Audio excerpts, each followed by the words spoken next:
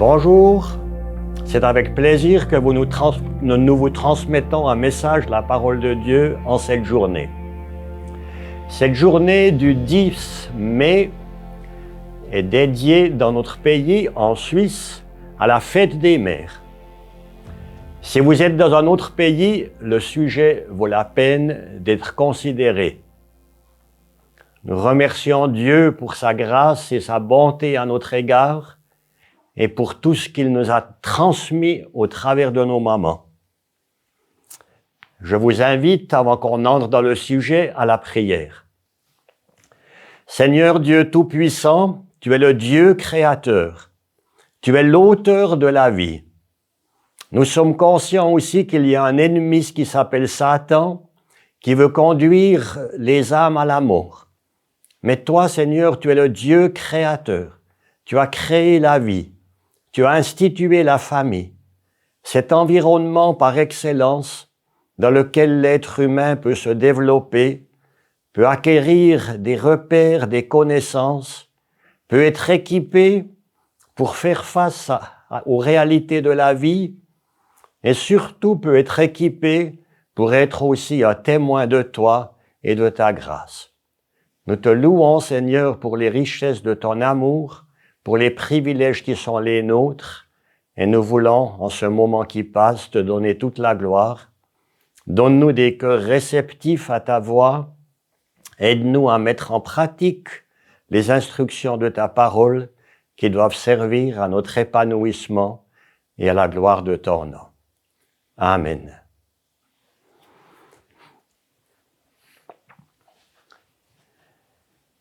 C'est une mission importante de l'Église que de reconnaître le rôle si noble et si richement béni des mamans. Des mamans, mais aussi des personnes seules auxquelles j'aimerais m'adresser aujourd'hui en particulier, ces personnes qui n'ont peut-être pas eu le privilège d'avoir des enfants biologiques, mais qui ont contribué au développement d'enfants spirituels. C'est des mères en Israël, des personnes richement bénies que Dieu a placées parmi nous et que Dieu saura aussi récompenser à leur juste valeur. J'aimerais, au nom de notre Église, l'Église pour Christ, exprimer toute ma reconnaissance à toutes les mamans pour l'impact, pour le travail béni qu'elles opèrent dans leur foyer ou ailleurs. Que le Seigneur vous bénisse richement et vous récompense pleinement. C'est notre désir de valoriser votre rôle et votre travail, de l'estimer à sa juste valeur. Et j'espère que cela ne se fasse pas seulement cette journée de la fête des mères, mais que ça puisse se faire tout au long de l'année. C'est tellement important. Je me souviens d'une expérience douloureuse de ma jeunesse, où un dimanche matin de la fête des mères, nous étions là, mes frères et sœurs, le papa, et voilà qu'aucun d'entre nous n'avait pensé à la fête des mères et qu'aucun de nous ne pouvait faire un signe de reconnaissance à notre maman. Je me suis senti tellement honteux. Et je ne me souviens pas que l'épisode se soit répété. Alors aujourd'hui, nous voulons dire à Dieu notre reconnaissance. Nous vivons dans un monde qui trop souvent ne sait plus discerner les vertus, les dons et la noblesse que Dieu a placées dans les mamans, dans les personnes féminines. Une société éloignée de Dieu méprise, dégrade le rôle de la femme. Et c'est certainement aussi bien placé pour nous de demander pardon pour toute la souffrance qui est infligée aujourd'hui dans le monde qui nous entoure, une souffrance très profonde. Je suis persuadé que nous avons besoin de revenir aux sources, c'est-à-dire revenir à Dieu, revenir à la pensée de Dieu, pour discerner les perfections de la création, non seulement dans la nature, mais aussi dans ce rôle bien distinct que Dieu a déposé dans l'homme et la femme. Autour de nous, on parle souvent de la famille traditionnelle. J'aimerais ici apporter une correction importante. Je trouve que ce mot n'est pas bien placé. La famille traditionnelle devrait être remplacée par le terme la famille originelle, parce que c'est comme ça que Dieu l'a voulu. Et si l'homme pense pouvoir savoir mieux que Dieu, on s'attire beaucoup de difficultés et de problèmes. Un regard autour de nous peut confirmer ça. Comment est-ce qu'on pourrait mesurer l'impact? Comment est-ce qu'on pourrait chiffrer le bénéfice que la société peut retirer par le rôle si riche que nos mamans ont exercé et qu'elles exercent encore? Sur quoi est-ce que nous voulons mettre l'accent dans nos vies? Et trop souvent, on se trompe en voulant mettre l'accent sur le gain, la carrière, les loisirs, la liberté, et tout ça, finalement, laisse le cœur vide. Dieu, dans sa parole, veut nous transmettre des valeurs différentes, des valeurs cachées, mais des valeurs si précieuses que nous pouvons transmettre à la prochaine génération. Je me souviens de quelqu'un qui m'avait donné cet indice qui était vrai, et il me disait, tu sais, le savoir, il a seulement de la valeur si on sait le transmettre. Autrement, ce savoir, il s'arrête lorsque nous quittons cette terre. Et voilà notre rôle ici-bas, notre mission, que ce soit les mamans ou les pères, de transmettre quelque chose. Transmettre du savoir, transmettre des repères, mais surtout transmettre les valeurs que Dieu nous a données dans sa parole. J'aimerais citer 3 exemples bibliques qui nous démontrent bien comment le rôle d'une maman, des parents, a eu un impact si profond dans la vie des personnes. La première personne que j'aimerais citer, c'est Moïse. Moïse qui a grandi dans un contexte très particulier.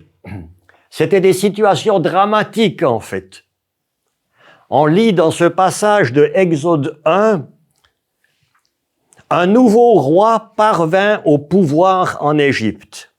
Il faut se souvenir que le peuple d'Israël était en Égypte à l'époque et qu'il était esclave de ce roi. Un roi qui n'avait pas connu Joseph. Il dit à son peuple, voilà que les Israélites forment un peuple plus nombreux et plus puissant que nous. Alors il était inquiet par rapport à la multitude de ces Israélites, ces descendants de Jacob, que Dieu bénissait, auxquels Dieu donnait la prospérité, et le voilà qu'il se sentait menacé. Et il a fait une proposition. Allons, montrons-nous habiles vis-à-vis de lui. Empêchons-le de devenir trop nombreux, car en cas de guerre, il se joindrait à nos ennemis pour nous combattre et sortir ensuite du pays. Il sentait une menace par rapport à lui. Il voulait garder le pouvoir pour lui, comme c'est souvent le cas aujourd'hui. Alors il a essayé de prendre différentes mesures. D'abord, il a proposé de donner à ces Israélites une corvée très difficile, des travaux pénibles. Mais voilà qu'on lit dans la parole, plus on accablait les Israélites, plus ils devenaient nombreux. Ça nous montre bien que rien ne peut retenir la bénédiction de Dieu. Alors ce roi prend encore des autres mesures, des mesures très cruelles. Et voilà ce que nous lisons un peu plus loin dans ce chapitre, au verset 15. Le roi d'Égypte parla ainsi aux sages-femmes des Hébreux. L'une s'appelait Siphra et l'autre Pua. Il leur dit, quand vous aiderez les femmes des Hébreux à avoir leur enfant et que vous regarderez sur le siège d'accouchement, si c'est un garçon, faites-le mourir. Si c'est une fille, laissez-la vivre. Une cruauté qui fait frémir. Et autour de nous, nous devons constater que cette élimination des enfants a toujours lieu. Ça fait frémir de savoir que dans notre petit pays, qu'est la Suisse, il y a tous les jours 33 enfants à peu près qui sont éliminés par avortement. 33 enfants, c'est déjà une grande classe d'école. Tous les jours, une grande classe d'école qui est éliminée. Cette jeunesse manque aujourd'hui. Elle manque dans le monde du travail. Elle continuera de manquer. Et cette situation est à peu près la même dans nos pays européens et aussi dans nombreux autres pays. C'est une opposition à la volonté de Dieu. Et les conséquences seront très lourdes puisque nous avons des nations qui vont gentiment vers l'extinction. Mais voilà, il y avait des personnes qui n'ont pas craint cela. Et nous lisons plus loin dans ce passage. Les sages-femmes avaient la crainte de Dieu et elles ne firent pas ce que leur avait dit le roi d'Égypte. Elles laissèrent vivre les enfants. Elles ont craint Dieu. Il faut s'imaginer ce que ça représentait à l'époque de s'opposer à l'ordre du roi. Elles mettaient leur vie en jeu. Elles mettaient leur vie en jeu pour sauver d'autres vies. Et Dieu a vu cela et Dieu les a bénis. J'en suis persuadé. Revenons maintenant à Moïse. Nous lisons plus loin dans le passage au chapitre 2, un homme de la famille de Lévi avait pris pour femme une Lévite. Cette femme fut enceinte et mit au monde un fils. Elle vit qu'il était beau et elle le cacha pendant 3 mois. Dieu accorde ce don à cette famille. L'ordre du roi est là. Que va-t-on faire? Elle cache l'enfant. Ça représente certainement aussi la protection que les parents ont besoin d'offrir à leurs enfants. Pas facile de préserver nos enfants de toutes les influences auxquelles ils sont soumis. Ces influences qui sont multipliées par les réseaux sociaux. C'est une lutte qui n'est pas facile pour les parents aujourd'hui. Mais notre but en cette journée aussi, c'est de les encourager dans cette tâche importante de protéger nos enfants dans leurs jeunes années de toutes ces influences néfastes qui tendent à manipuler leurs pensées et à formater leur comportement. Que Dieu nous accorde la grâce nécessaire. Et voilà, lorsqu'elle ne put plus le garder caché, elle prit une caisse de jonc qu'elle enduisit de bitume et de poix, puis elle y mit l'enfant et le déposa parmi les roseaux sur la rive du fleuve. La sœur de l'enfant se posta à une certaine distance pour savoir ce qui lui arriverait. Les parents de Moïse ont gardé leur enfant pendant un certain temps à la maison. On ne sait pas exactement combien de temps, mais quand elle ne pouvait plus le cacher, elle l'a déposé là, parmi les roseaux. Et Dieu a conduit les choses pour que la fille de Pharaon arrive là et viennent pour recueillir l'enfant. Il l'a pris chez lui, chez elle. Voilà, c'était une phase nouvelle, une phase qui peut représenter le lâcher-prise qu'on doit faire. À mesure que nos enfants grandissent, ils deviennent de plus en plus indépendants. Et c'est un processus aussi à vivre pour les parents, de faire ce lâcher-prise. Non pas totalement, mais de les accompagner sur le chemin de la vie, de prier pour eux, de continuer de leur donner des repères bibliques. Alors Moïse a été chez cette fille de Pharaon pendant longtemps. Dieu a permis qu'il soit instruit selon le niveau des Égyptiens, qui était une civilisation déjà pas mal avancée. Et voyez-vous, Dieu a conduit les choses pour que Moïse apprenne à lire et à écrire, et qu'il nous donne ensuite les écrits des premiers livres de la Bible. Le plan de Dieu s'accomplit d'une manière merveilleuse. Mais ce qui me touche particulièrement, c'est ce que nous lisons dans l'Épître aux Hébreux. Nous lisons que c'est par la foi que Moïse, à sa naissance, a été caché pendant 3 mois par ses parents. Ils avaient en effet vu que l'enfant était beau et ils n'ont pas eu peur de l'ordre du roi. Et ensuite, cette parole qui m'impressionne particulièrement, c'est par la foi que Moïse, devenu grand, a refusé d'être appelé fils de la fille de Pharaon. Comment se fait-il? Moïse vivait dans le bien-être, dans le grand confort du palais royal. Il jouissait de beaucoup de choses que son peuple d'Israël n'avait pas, eux qui devaient travailler en esclaves. Mais pourtant, il y a quelque chose qui avait été déposé dans son cœur.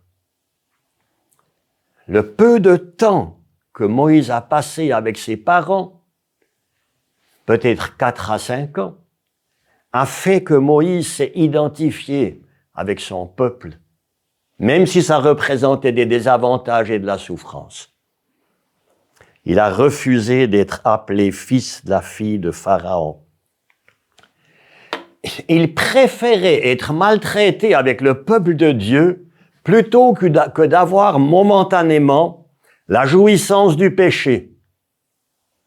Il considérait l'humiliation attachée au Messie comme une richesse plus grande que les trésors de l'Égypte, car il avait le regard fixé sur la récompense à venir. On trouve un Moïse qui a reçu de la part de Dieu, au travers de ses parents, une vision qui dépassait cette vie terrestre. La vision éternelle. Et si on résume un petit peu la vie de Moïse, eh bien c'est à peu près ça. 3 mois cachés par ses parents. Ensuite, environ 4 à 5 ans, d'instruction. Il retourne chez ses parents. Ses parents ont la possibilité de l'instruire. Un rôle si important aujourd'hui encore. Une maman, un papa qui instruit son enfant, qui lui parle de Dieu, qui lui raconte des histoires bibliques. Des monitrices, moniteurs d'école du dimanche, qui font ce magnifique travail de transmettre les valeurs bibliques aux enfants. Quelle richesse! Vous savez, vous travaillez pour quelque chose qui dure et pas pour quelque chose qui passera. Vous jouez un rôle essentiel de la formation d'une nouvelle génération. Que Dieu vous bénisse richement pour ce travail. 3 mois cachés par les parents, disons environ 4-5 ans d'instruction chez les parents, environ 35 ans chez la fille de Pharaon, et ensuite 40 ans au désert et 40 ans de ministère. C'est les 120 ans de la vie de Moïse. Mais ce qui me touche tout particulièrement, c'est l'impact du court temps de l'enfant avec ses parents. Le papa s'appelait Amram et Jochébed. Alors aujourd'hui, on cite souvent Moïse. Moïse qui a accompli un ministère extraordinaire, c'est vrai. Mais Dieu n'a pas oublié l'impact et le travail si béni de Jochébed et Amram, même que c'est seulement un court temps. Chers parents, vos enfants ont peut-être quitté le nid familial. Vous leur avez transmis les valeurs de la parole. Vous ne voyez peut-être pas encore les résultats désirés. Soyez réconfortés par les promesses de Dieu. Ce que vous avez transmis à vos enfants est une semence dans leur cœur que Dieu saura arroser en son temps, faire germer et porter du fruit. Le deuxième exemple que j'aimerais citer, c'est l'exemple d'une famille également de l'Ancien Testament. On était dans une situation de polygamie, comme c'était souvent le cas dans l'Ancien Testament. Et cet homme, Elkana, avait 2 femmes. Une s'appelait Pénina et l'autre Anne. Anne a passé par bien des souffrances. Souffrance parce que cette autre épouse, Pénina, dans sa méchanceté, s'en prenait à elle et la méprisait parce qu'elle n'avait pas d'enfant. Souffrance parce qu'elle-même, justement, n'avait pas d'enfant. C'était une grande souffrance. Je compatis aussi avec les personnes qui vivent cette souffrance. Réjouissons-nous des enfants que Dieu a donnés, peut-être au travers d'autres personnes. Mais pour ajouter à cela, il y avait encore celui qui était censé être le représentant de Dieu. Et quand Anne est montée au temple et qu'elle priait et qu'elle déversait son cœur devant Dieu avec larmes, ce prêtre Élie la voyait et dépourvu de compassion, il pensait qu'elle avait bu trop d'alcool et il l'a reprise à cause de ça. On imagine la peine profonde de cette femme. Mais Anne a persévéré. Anne a apporté son besoin au Seigneur. Elle savait que Dieu l'exaucerait. Il y a un soulagement qui était là aussi, c'est qu'au moins son mari Elkana l'aimait. Nous lisons ce magnifique verset. Quand il montait au temple, Elkana offrait un sacrifice, il donnait des portions à sa femme Pénina et à tous les fils et toutes les filles, mais à Anne, il donnait une portion double, car il l'aimait, même si l'Éternel l'avait rendue stérile. Voilà un amour profond, désintéressé, un amour que Dieu donne. Et voilà que Dieu exauce la prière de cette femme. Elle reçoit un fils. Elle avait promis à Dieu, si tu exauces ma prière, je vais te consacrer cet enfant. Et voilà que l'enfant était sévré. On ne sait pas non plus exactement combien de temps ça allait. 4 ans, 5 ans. Elle apporte cet enfant à Élie dans le temple. Et elle lui rappelle ce qui s'était passé un peu plus tôt, quelques années plus tôt. C'était pour cet enfant que je priais. Et l'Éternel a exaucé la prière que je lui adressais. Aussi, je veux le prêter à l'Éternel. il sera toute sa vie prêté à l'Éternel, et ils se prosternèrent là, devant l'Éternel. Anne aurait pu penser, si déjà j'ai maintenant un enfant, eh bien, comme de juste, je vais le garder pour moi et je vais jouir de cet enfant. Mais Anne a consacré son enfant à l'Éternel. J'avais déjà un certain âge. Je commençais mon ministère quand ma propre maman m'a dévoilé le secret qu'elle m'avait, je ne sais plus si c'est à ma naissance ou avant ma naissance, consacré à l'Éternel. Et Dieu a exaucé son vœu. Alors aujourd'hui, nous pouvons souligner et nous souvenir de l'impact du court temps de l'enfant avec Elkana et Anne. Samuel est devenu un prophète béni, un prophète au service de Dieu. Il est dit de lui qu'il n'y a aucune parole qui est tombée à terre, c'est-à-dire une parole qui ne s'est pas accomplie. Quelle merveille! Je cite encore un exemple, cette fois dans le Nouveau Testament. Et il s'agit de ce jeune Timothée. Timothée qui avait grandi avec sa mère, mais aussi avec sa grand-mère, et duquel l'apôtre Paul pouvait donner ce témoignage. Nous lisons cela au chapitre 3 et au verset 15.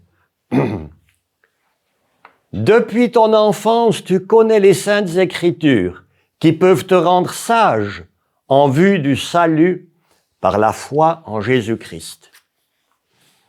Quelle bénédiction! Il y a quelque chose qui avait été semé dans son cœur d'enfant. Et il pouvait témoigner, depuis ton enfance, tu connais les saintes écritures. Non pas totalement, mais l'essentiel, les points essentiels, lui avaient été transmis par sa mère Eunice et par sa grand-mère Loïs. Ne pensez pas, les grands-mamans, que vous n'avez plus de tâches ici-bas sur la terre. Vous pouvez avoir un rôle important dans la prière et dans ce que vous pouvez transmettre à vos petits-enfants. C'est pas le même rôle que la maman, mais une grand-maman peut être une grande bénédiction pour un enfant. Ça a eu un impact béni dans la vie de Timothée. Et on lit que cet impact, il était là,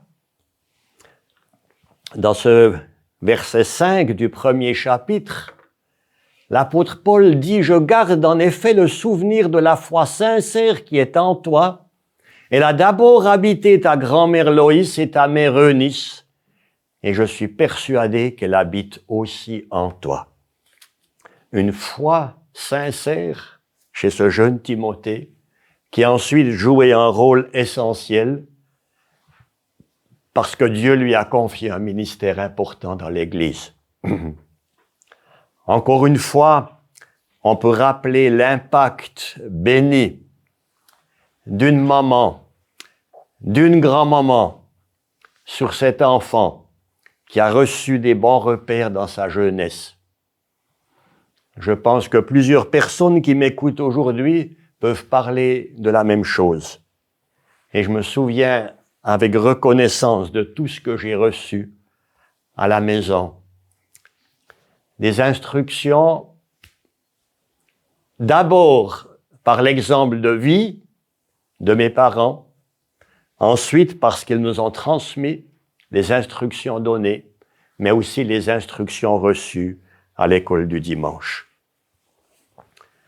Un magnifique travail que nous avons besoin de valoriser et que le Seigneur bénit.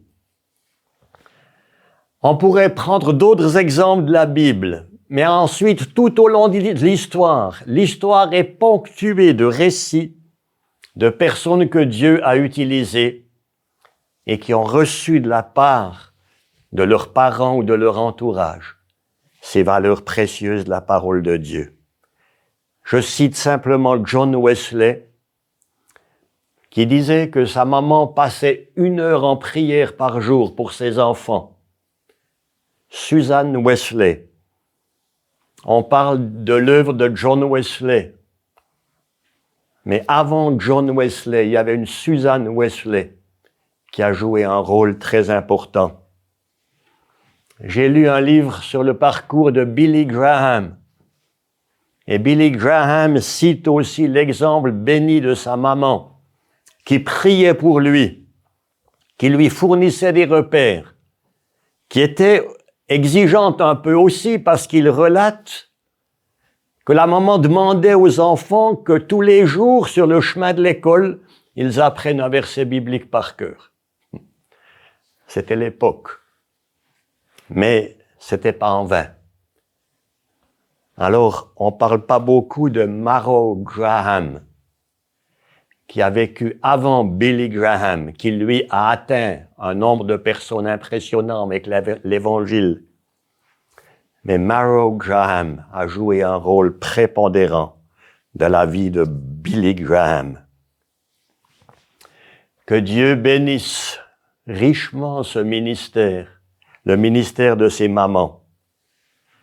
Et j'aimerais terminer mon message en citant un don particulier que Dieu a donné aux mamans. Il s'agit d'une parure, non pas d'une parure extérieure qui frappe les yeux, mais nous avons cette citation dans la première épître de Pierre qui dit à ces femmes que votre parure ne soit pas une parure extérieure, chevaux tressés, ornements d'or ou vêtements élégants, mais plutôt celle intérieure et cachée du cœur. C'est toujours encore comme Dieu l'a dit dans l'Ancien Testament, l'homme regarde à ce qui frappe les yeux, mais l'Éternel regarde au cœur. Je suis très ému de voir dans beaucoup de personnes cette parure intérieure et cachée, la pureté incorruptible d'un esprit doux et paisible qui est d'une grande valeur devant Dieu. Et si cette parure intérieure est d'une grande valeur devant Dieu, elle est aussi d'une grande valeur pour nous. Je suis pleinement reconnaissant à Dieu d'avoir pu bénéficier de la part de ma propre maman, de cet esprit doux et paisible, cette beauté incorruptible que Dieu avait déposée en elle. Dieu mesure et récompense les bénédictions qui en découlent. Dieu équipe, Dieu distribue des talents, Dieu bénit, Dieu enrichit, et finalement, tout servira à la gloire de son nom. Prions ensemble. Seigneur, sois loué, sois glorifié pour les dons de ta grâce qui sont si précieux. Nous voulons aujourd'hui te remercier pour toutes les mamans. Nous voulons te bénir pour le rôle important qu'elles jouent dans ce qu'elles peuvent transmettre à leurs enfants. Je te prie pour les personnes seules qui sont des mamans spirituelles, qui elles aussi sont en prière, qui elles aussi sont actives dans l'Église, qui sont peut-être pas toujours récompensées à leur juste valeur, mais que toi tu bénis, que tu mets en bénédiction et que tu seras pleinement récompensé. Nous prions, Seigneur, que tu mettes ta protection sur les couples. Nous prions que tu protèges cette cellule familiale que tu as toi-même instituée pour qu'elle soit gardée de tous les assauts pernicieux de l'ennemi qui essaye de la faire éclater. Combien la souffrance du monde est grande à cause de l'éclatement de la famille. Mais Seigneur, nous voulons revenir à toi, nous voulons revenir aux sources. Nous voulons que ta parole s'inscrive dans nos cœurs. Nous voulons marcher selon ta volonté, pour notre bien, pour l'avancement de ton règne et pour la gloire de ton nom. Que ton nom soit béni et glorifié. Amen. Je vous souhaite une belle fête et une bonne journée. Le prochain message en ligne sera diffusé dans 2 semaines. Soyez richement bénis.